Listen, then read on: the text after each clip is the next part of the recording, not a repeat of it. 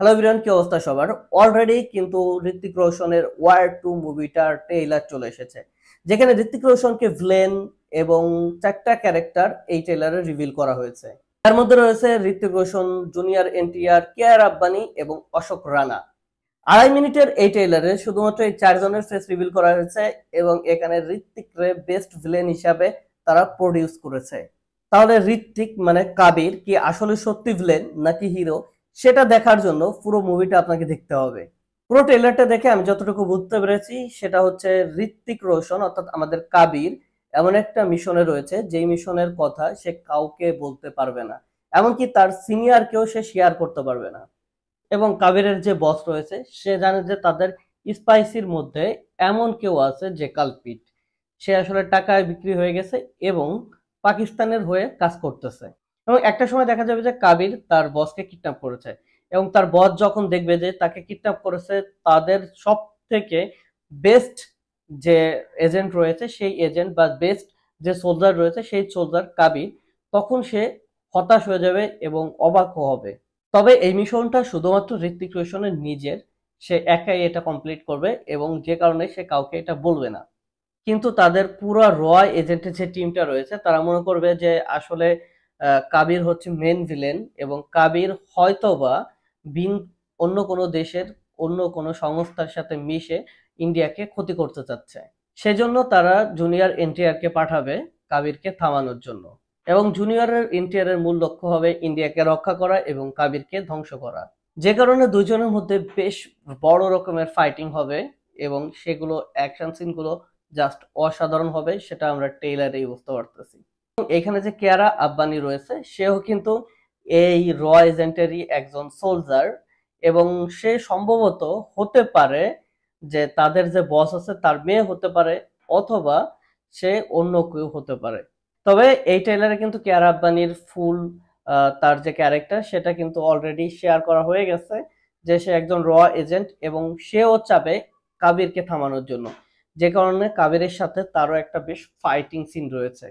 এবং একটা সময় দেখা যাবে যে কাবির তার লক্ষ্য পূরণ করে ফেলেছে এবং তখন তার বসকে এবং জুনিয়র এনটিআর, কেয়ারা আব্বানি সবাই বুঝতে পারবে এবং হ্যাপি একটা গানের মাধ্যমে হয়তো মুভিটা শেষ হবে। এবং সর্বশেষে কিন্তু কাবেরী আসলে মেন ভিলেন থেকে মেন নায়কে রূপান্তরিত হবে এবং দেশের থেকে হয়তো বা বড় কোনো অ্যাওয়ার্ড পাবে। তো এটা হচ্ছে মূল সিনেমার যে গল্পটা। এবং আমরা যদি এই ট্রেলারটা ভালোভাবে লক্ষ্য করি তাহলে অনেকগুলো বেশ অ্যাকশন সিন দেখেছি, বেশ ভালো কিছু ভিএফএক্স এর কাজ দেখেছি, বাট কিছু কিছু ভিএফএক্স অনেক বেশি প্লাস্টিক মনে হয়েছে, নকল মনে হয়েছে, যেগুলো মনে হয়েছে যে আসলে এইগুলো এইভাবে না হলে অন্যভাবে হলে হয়তোবা আরো ভালো হতো। যেমন ট্রেনের উপর দিয়ে ভাই গাড়ি চালাচ্ছে, এই জিনিসটা খুবই হাস্যকর, কারণ ট্রেনের উপর দিয়ে তো আর গাড়ি চালানো যায় না, তাই না? আবার একটা সিন আছে যেখানে অ্যাকশন সিন, যে ট্রেলারের মধ্যে আসলে রিভিল করছে যে প্লেনের উপরে দুইজনে ফাইট করতেছে, জুনিয়র এনটিআর এবং কাবির অর্থাৎ ঋত্বিক রোশন। জুনিয়র এনটিআর এবং ঋত্বিক রোশনের একটা ফাইটিং সিন আছে কিন্তু প্লেনের উপরে। তো প্লেনের উপরে তো কোনোভাবেই আসলে ফাইটিং করা সম্ভব না, কারণ একটা চলন্ত ট্রেন কি পরিমাণ গতিতে চলে এবং সেটা কি পরিমাণে বাতাসের সাথে লড়াই করে প্লেনগুলো আগে যায়, সেটা যারা মোটামুটি প্লেন সম্পর্কে ধারণা আছে তারা সবাই জানে।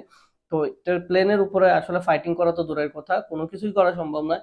সেইখানে কিন্তু দেখাচ্ছে যে তারা প্লেনের উপরে দুইজনে ফাইটিং করতেছে, যেগুলো আসলে হাস্যকর ছিল, তারা লজিকের মাইরে বাপ করে দিছে।